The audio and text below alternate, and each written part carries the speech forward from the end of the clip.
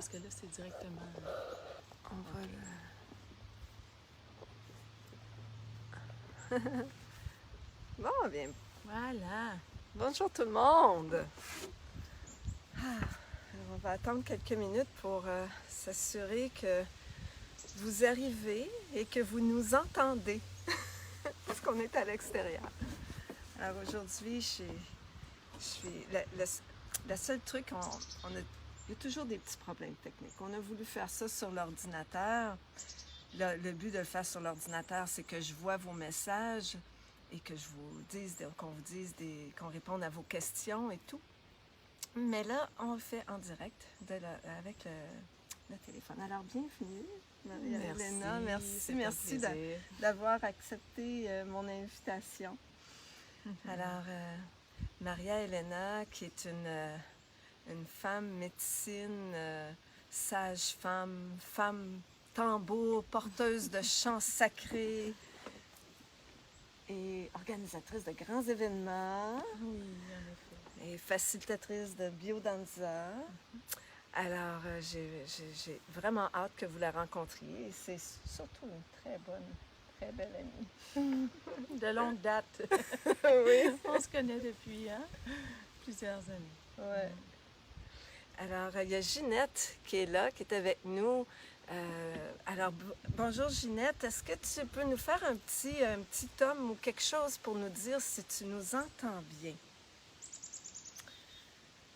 Alors, en attendant on est dans nos tests techniques, voilà. Puis j'ai l'impression, parce qu'on est près de l'eau, Maria, qu'on a un bon vent aujourd'hui, que la connexion Internet n'était pas extraordinaire, donc on a peut-être un petit peu des décalages. Alors, je ne sais pas si c'est possible. On n'a pas... il y a beaucoup de gens qui regardent en différé. Oui, absolument. C'est la fin des vacances, c'est les retours au travail, les retours aux études. Ah, il nous entend super bien. Merci, Ginette. C'est vraiment apprécié. Là, ça nous sécurise beaucoup. On va se détendre. L'aspect technique, après ça fait comme « on est sur le bord du lac. On profite de la journée. » Alors, Maria, je t'invite parce que je t'aime beaucoup. Je te respecte beaucoup. Je respecte ton travail. Je trouve que tu es une femme médecine absolument extraordinaire. Et surtout avec les chants que tu portes.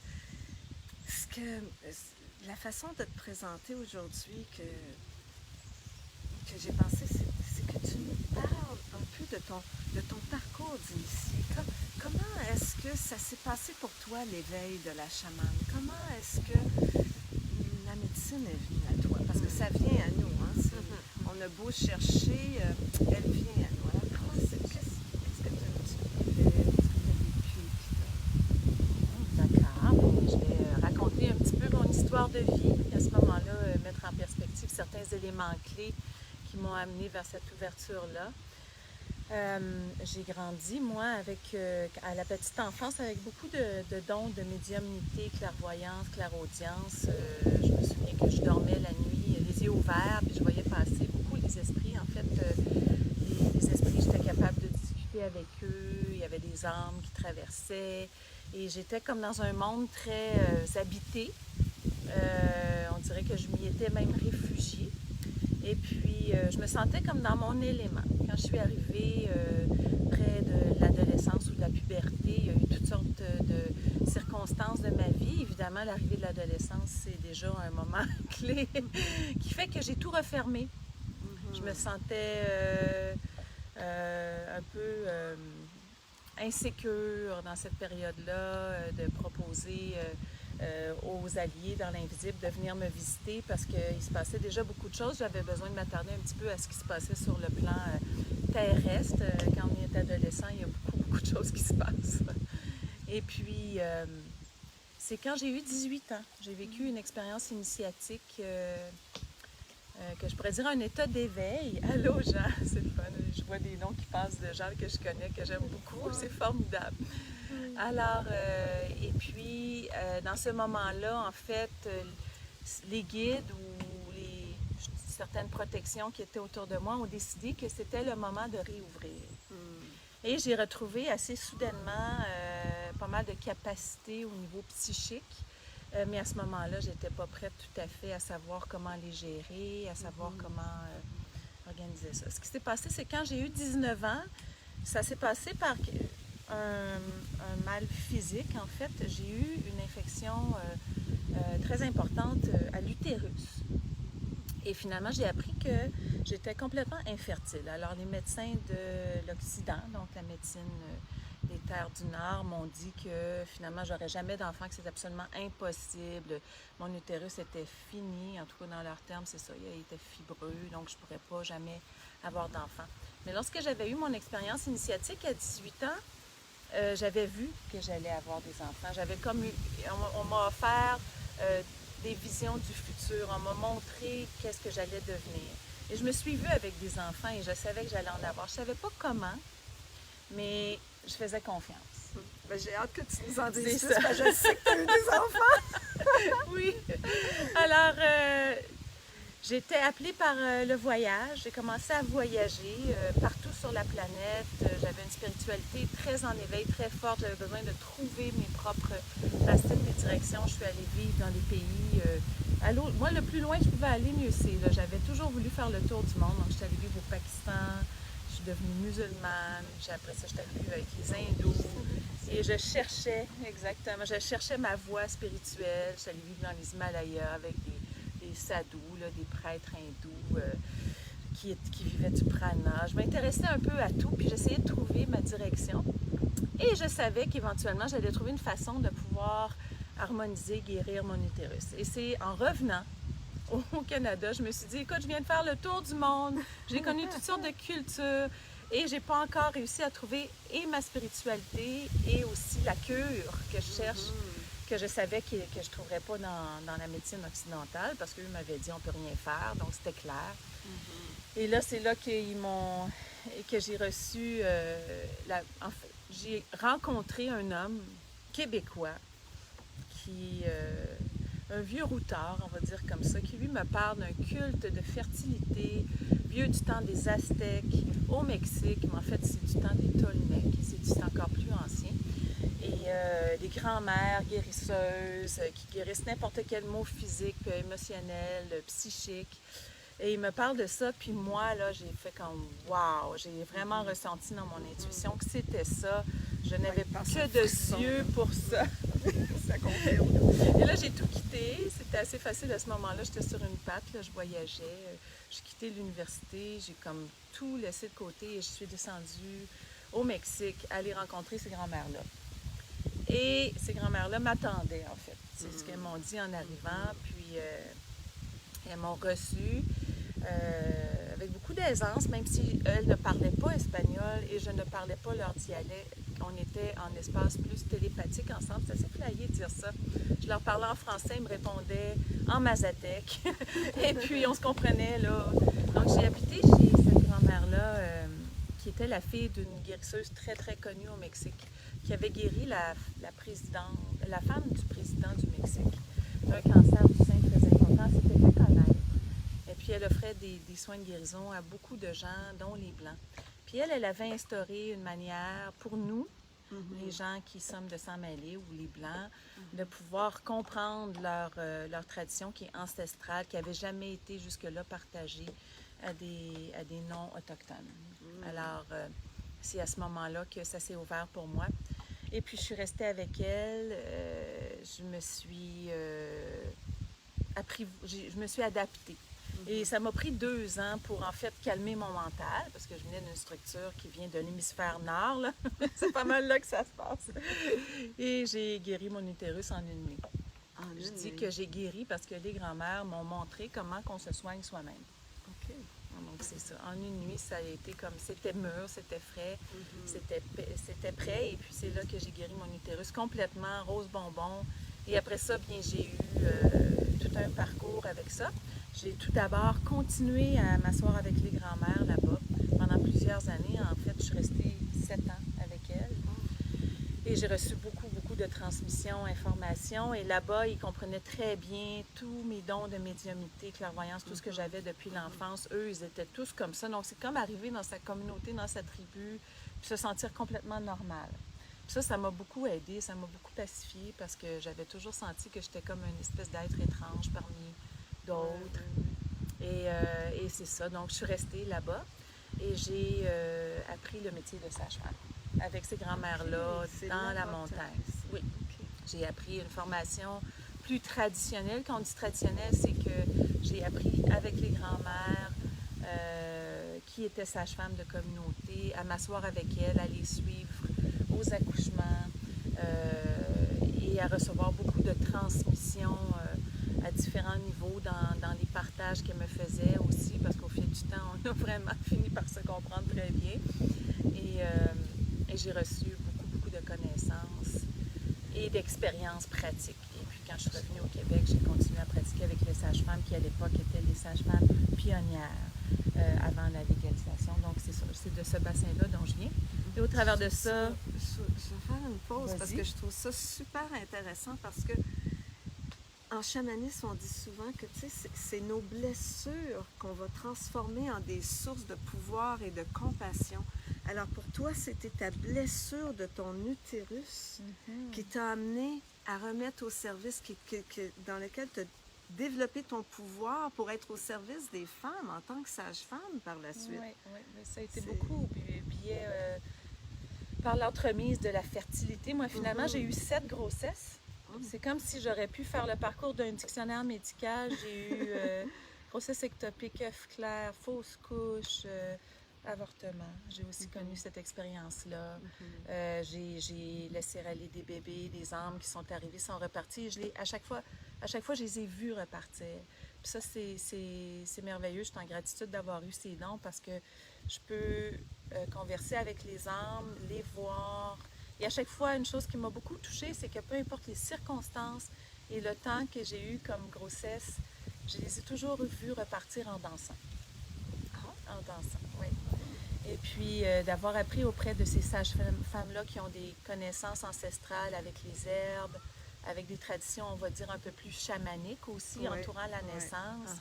Ça m'a apporté aussi... En fait, la plus grande expérience, je pense que tous les gens qui sont sur le chemin de la médecine, comme homme médecine ou femme médecine, c'est quand la guérison passe à travers nous,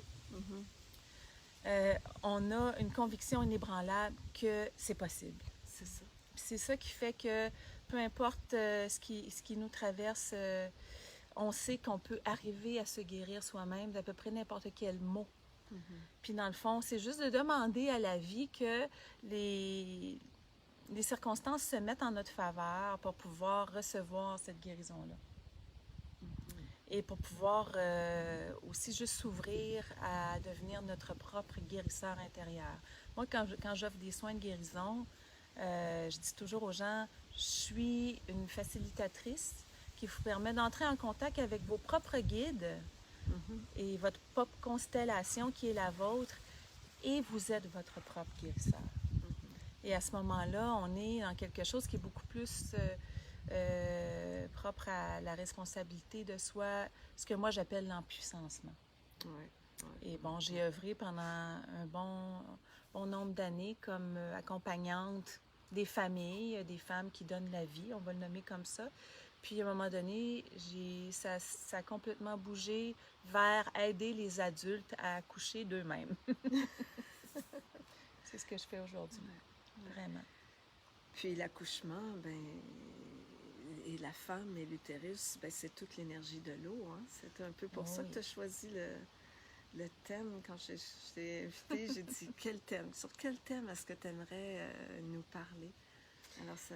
Oui, définitivement. La connexion avec l'eau, pour moi, elle est très précieuse. Tout d'abord parce que les eaux de la Terre, actuellement, elles ont besoin de beaucoup d'attention. Elles ont besoin de notre attention, principalement. Elles ont besoin qu'on leur transmette tout notre amour. Et aussi de comprendre que l'eau, c'est la vie. Sans elle, il n'y a rien. Donc ça, c'est des enseignements qui sont très importants pour moi.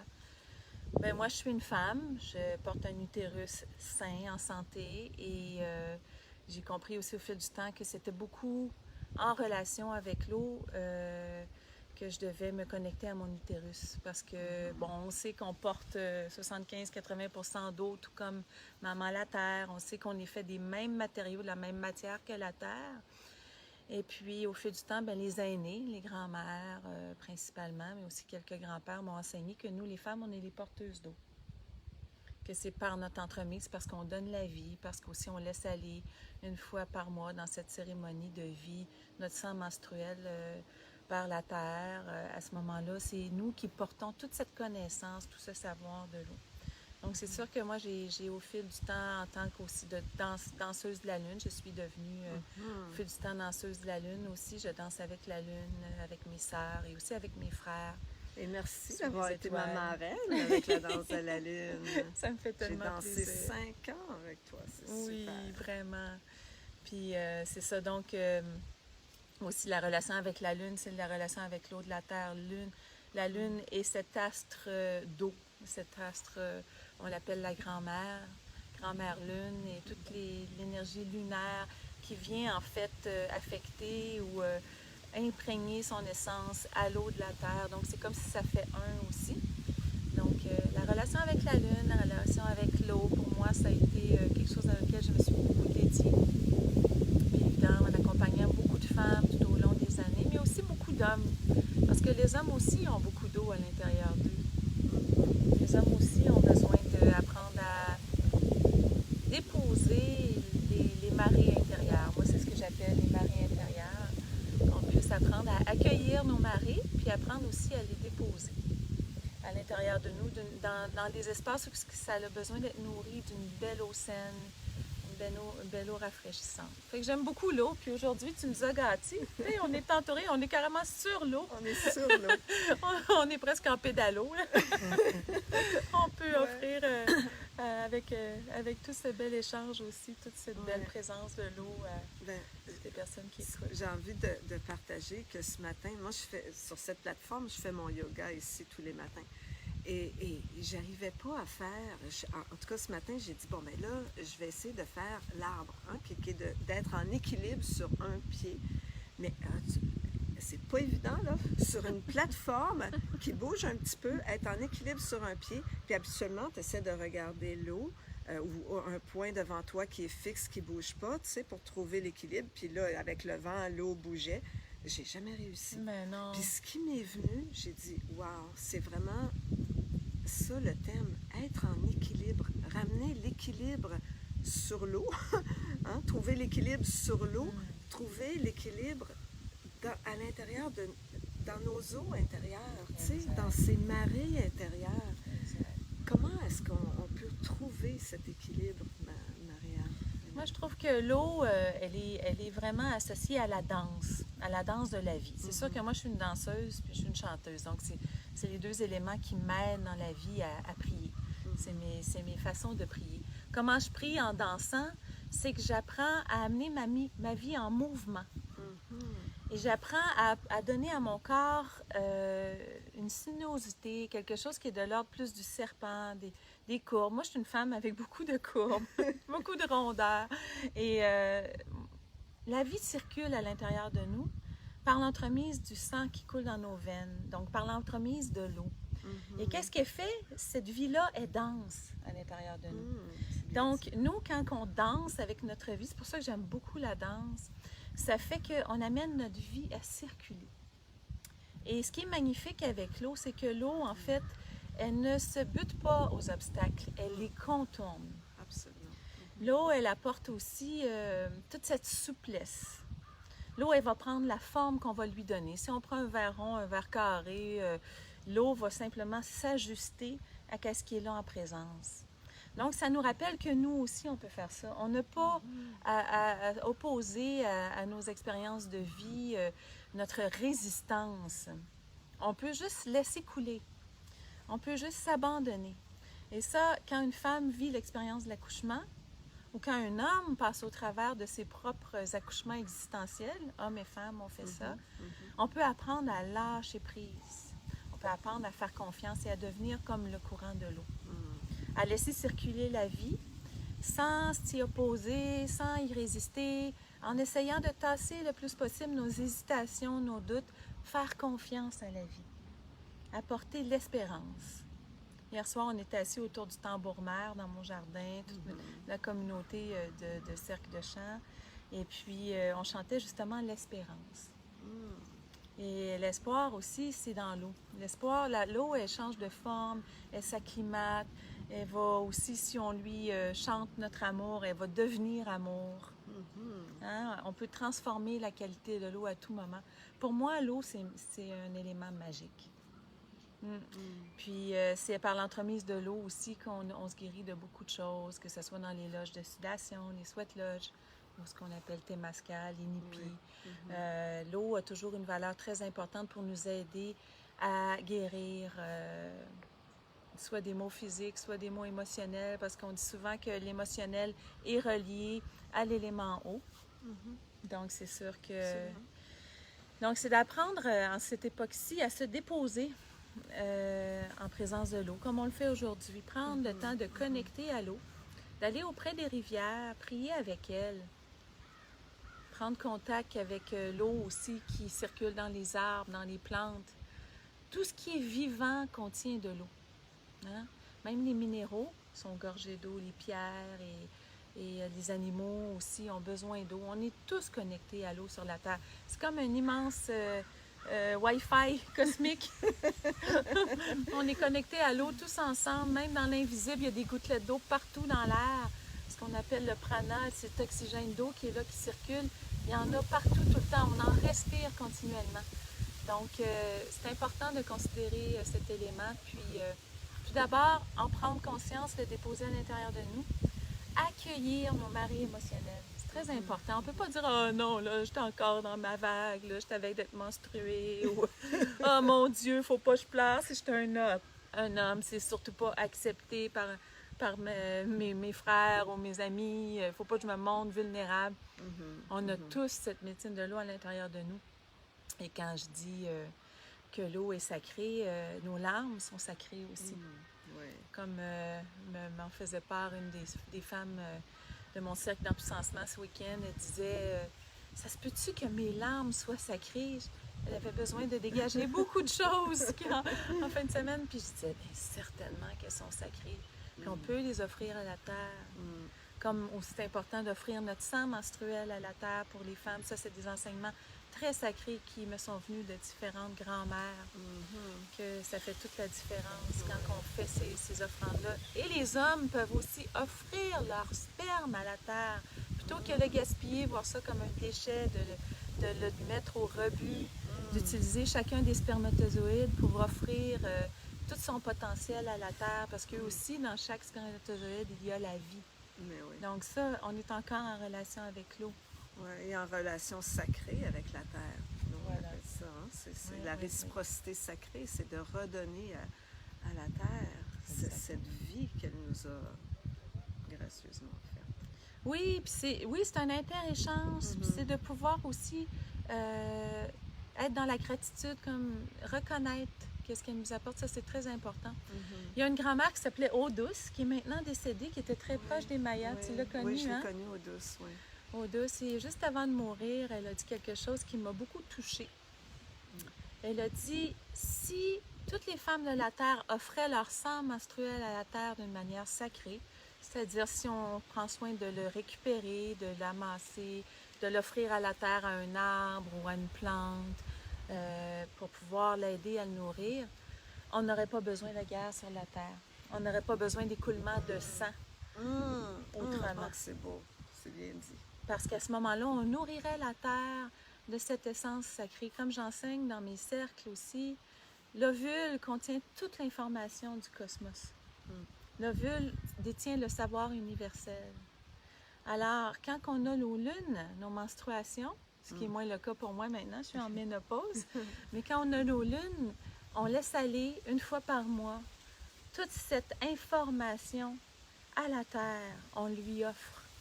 Donc, c'est important de reconnaître la valeur de ça et de sortir de toutes ces croyances et ces tabous qui disent que le sang, c'est sale. Moi, j'ai vécu dans des cultures au Pakistan où est-ce qu'ils ne savaient pas comment gérer ça. Là. Ils se mettaient des fois des linges de table, toutes sortes d'affaires déjà souillées. Des fois, ça crée... Parce qu'ils croyaient que c'était la plus grande impureté. Parce que c'est sale, oui. Mais non, c'est pas tout à fait comme ça. En fait, c'est de comprendre que c'est ce qu'on a dans nous comme le diamant le plus sacré.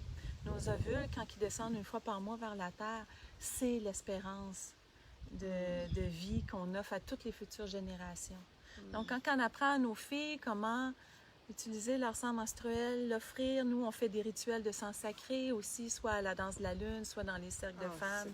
C'est formidable. La danse de la lune, c'est tellement magnifique là, de voir une centaine de femmes réunies qui cérémonialement vont déposer leur sang dans le ventre de la terre-mère. C'est ça, avec des offrandes de tabac. Parfois, on va offrir quelques cheveux. Si on n'a plus nos lunes, c'est ce qu'on va faire. Et nous, ce qu'on fait dans la danse duale de la lune, qui est la danse des hommes et des femmes, c'est qu'on invite les hommes à prendre part au rituel de sang sacré de leur femme ou du groupe. Quand ils sont là avec nous, ils observent ce qu'on fait. Ils viennent offrir le tabac aussi dans cette matrice qu'on a créée dans la terre pour déposer notre sang. Ils viennent offrir un peu de leurs cheveux. Puis ils se souviennent de leur mère, de leur grand-mère, de leur femme, de leur sœur, de leur fille. Et ils peuvent transmettre après ça toutes ces connaissances-là à la maison. Magnifique. Quand que ces femmes-là ne sont pas parmi nous, ou si elles sont là, ils peuvent le vivre ensemble. C'est comme je dis toujours aux gens qui sont sur le même chemin que moi, au niveau de la spiritualité, je dis aux femmes, amenez vos hommes une fois par mois dans la forêt, allez déposer votre sang ensemble. Vous allez faire la paix. C'est inévitable. Vous allez vous réconcilier, c'est sûr. Parce que ça crée une réconciliation. Entre l'homme et la femme, entre le pouvoir du ciel et de la terre, ça vient offrir une réconciliation. Oh, ça me touche, ça me touche. Je voudrais juste accueillir ça, Maria Elena, parce que tu viens de le nommer, là, c'est touchant, c'est tellement important.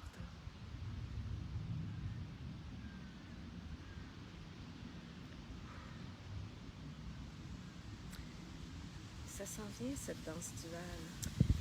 Oui, en fait, on est en ce moment en couvance, on va dire. Cette danse des hommes et des femmes qu'on va amener sur les terres du Nord. En ce moment, on le fait avec beaucoup de prendre soin, d'attention, parce qu'on est sur une terre autochtone ici et on prend ça vraiment en considération. Cette tradition-là vient du Mexique, elle vient de Teotihuacan. Donc, à Teotihuacan, au Mexique, il y a le temple de la lune, le temple du soleil.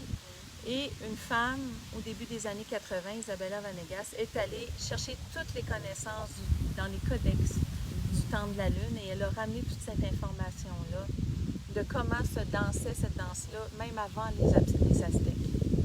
Et elle a ramené toute cette information-là et on danse au Mexique, à Teotihuacan, cette danse-là telle qu'elle a été reçue. On est plusieurs femmes et hommes québécois à être allés depuis plusieurs années parce qu'on a senti l'appel de ce qu'on était à cette prière-là. Et puis, avec l'expérience, la grand-mère qui nous a reçus là-bas nous a offert la permission d'amener cette danse-là ici au Nord. On va laisser Un Joe qui tousse. Une grand-maman, elle aussi. Oui, et puis je Alors, tu sais qu'on a ramené Oui, alors cette permission-là, elle a été donnée au Cercle du Québec, en fait, ou du Canada qui était présent, d'amener la danse ici.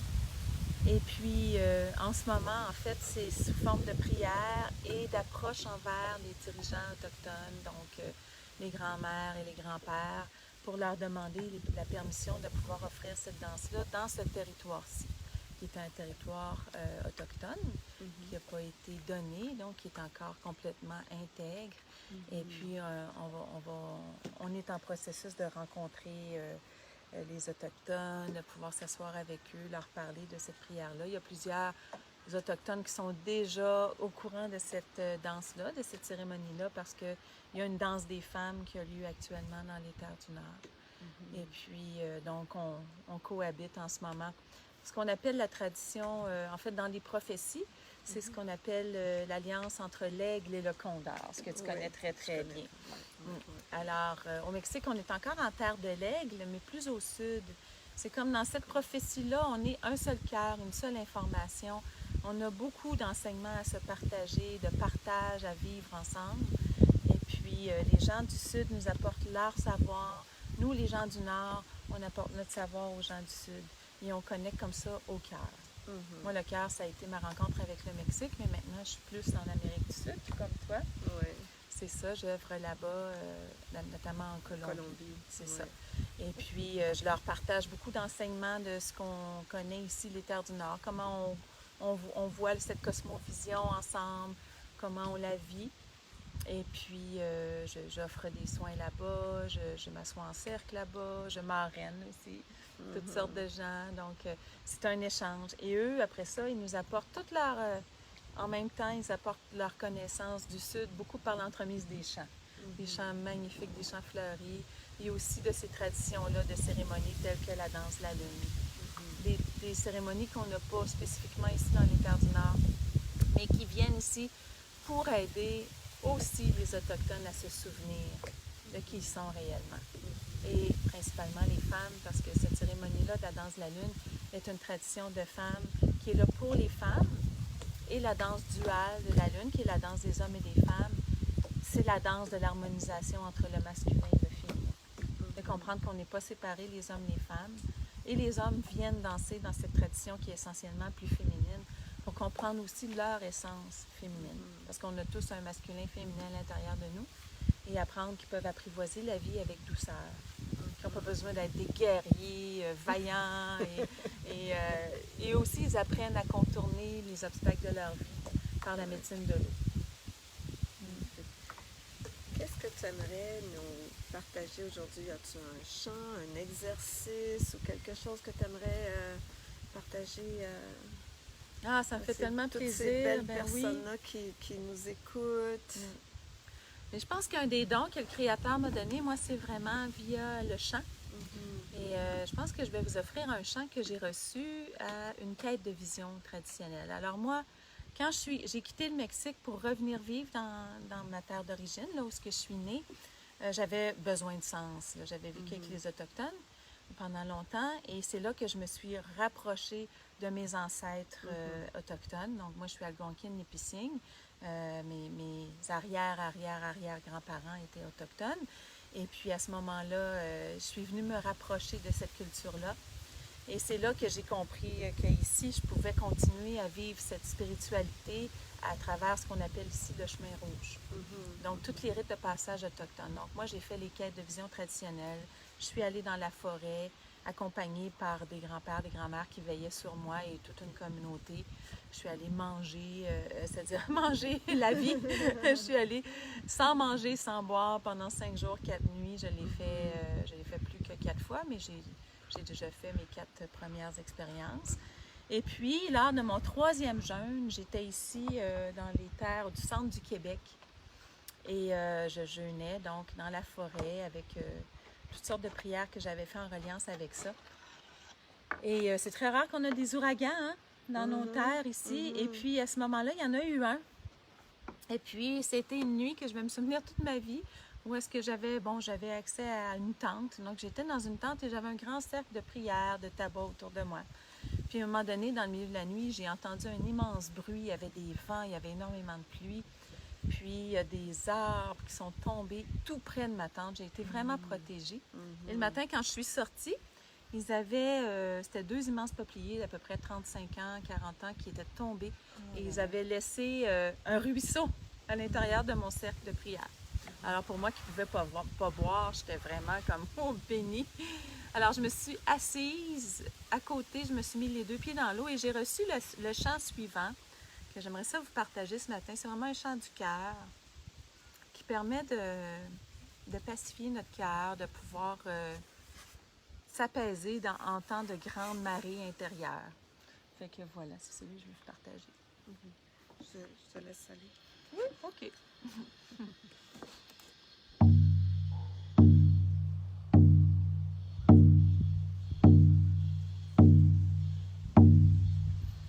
L'eau coule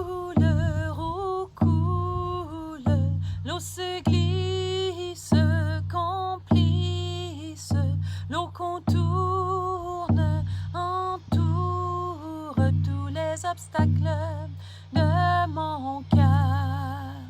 L'eau coule, roucoule, l'eau se glisse, complice, l'eau contourne, entoure tous les obstacles de mon cœur. Eau jaillissante, eau guérissante, eau douce, eau puissante, eau pénétrante, eau apaisante, eau vive, exquise. L'eau coule, roucoule, l'eau se glisse, complice, l'eau contourne, entoure tous les obstacles de mon cœur. L'eau coule, roucoule, l'eau se glisse, complice, l'eau contourne, entoure tous les obstacles de mon cœur. Eau jaillissante, eau pénétrante, eau douce, eau puissante, eau guérissante, eau apaisante, eau vive, exquise. L'eau coule, roucoule, l'eau se glisse, complice, l'eau contourne, entoure tous les obstacles de mon cœur. L'eau coule, roucoule, l'eau se glisse, complice, l'eau contourne, entoure tous les obstacles de mon cœur. Tous les obstacles de mon cœur.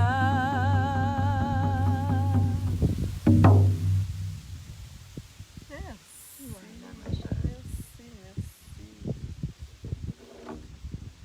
En fait, à chaque fois que j'ai jeûné, j'ai toujours reçu des chants de l'eau. C'est là que j'ai compris que pour moi, la médecine de l'eau est un élément important de mon parcours. Vraiment. J'aurais envie de juste regarder ces petits commentaires, dire bonjour. Un petit bonjour un peu plus près, là, se rapprocher un petit peu. Donc, Ginette qui nous dit que c'est tellement beau ces rituels dont tu nous parles. Christine, bonjour Christine. Beaucoup d'émotions. Merci. Très intéressant.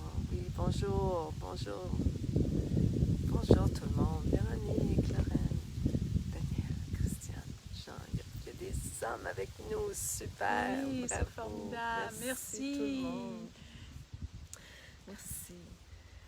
Alors, bien, je pense, moi, j'ai perdu la notion du temps. Là. Moi aussi. Oui. Mais je te remercie encore d'avoir accepté cette invitation. C'est ça, toutes les deux, on porte la médecine, on fait le pont entre le nord et le sud. Et la semaine prochaine, je vais avoir des invités du Pérou. Oh, c'est formidable. Ouais. Donc, des invités du Pérou. Il y en a qui les connaissent. Donc, il va y avoir Wilbert Atassi qui est notre guide là-bas. Avec lui, j'organise les voyages au Pérou. Et Don Francisco Chura Flores qui est venu au Québec, que j'ai invité au Québec il y a deux ans. Il était venu, souvenir de ça. Ouais, il était venu célébrer un mariage ici. Donc, ceux qui le connaissent, vous pourrez le revoir. Et puis, merci encore. Ça me fait tellement plaisir avec tout mon cœur, puis continue à fleurir comme tu le fais, ma belle. Puis j'adore ton travail, puis comment tu le rends aussi accessible via cette technologie moderne. Oui, je trouve ça important. Vraiment... Je trouve ça tellement important de diffuser cet enseignement, ces enseignements qui nous ont été gracieusement offerts, avec tellement d'amour. Puis pour moi, c'est une façon d'honorer nos enseignants, une façon d'honorer ce qu'ils nous ont transmis. Absolument. C'est de le partager comme ça. Ouais. Et puis que ça puisse faire du bien à Maman la Terre, c'est elle qui en a le plus besoin actuellement, que ça puisse aussi offrir une conscience que toutes les eaux de nos vies sont précieuses, même celles qui sortent de notre robinet à la maison, que c'est possible de prier à l'eau, de lui demander toutes les vertus qu'on a besoin pour faire notre vie, qu'on lui demande de nous offrir, toute l'aisance qu'on a besoin quand on a des journées un peu plus difficiles, se connecter avec elle. Et puis lui demander comme on demande aussi aux ancêtres, aux gens dans l'invisible, de pouvoir nous accompagner de cette façon-là. Et puis de comprendre qu'on est nos propres guérisseurs, que plus qu'on se connecte, dans le fond, pour moi, la guérison, c'est la présence. C'est d'être capable d'être totalement présent à nous, à l'intérieur, à cette nature-là qui nous entoure, puis s'unifier avec elle. Donc, quand on vit, quand je dis on prie, dans le fond, ce qu'on fait, c'est qu'on se connecte ensemble. Entre la terre et nous, on crée des fils roses, des fils amoureux, des fils aimants, harmonieux.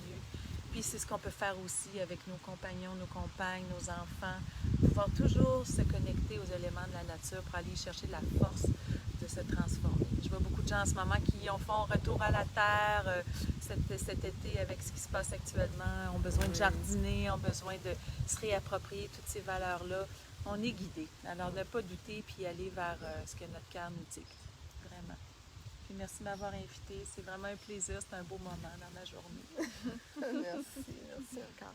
Alors, merci tout le monde. Merci pour votre écoute. Et puis, on se revoit la semaine prochaine dans le cadre de nos Facebook Live, cette série de la ronde des éléments.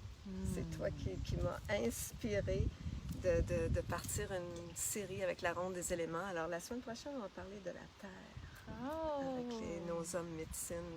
C'est intéressant, c'est les hommes médecines qui vont nous parler de la Terre.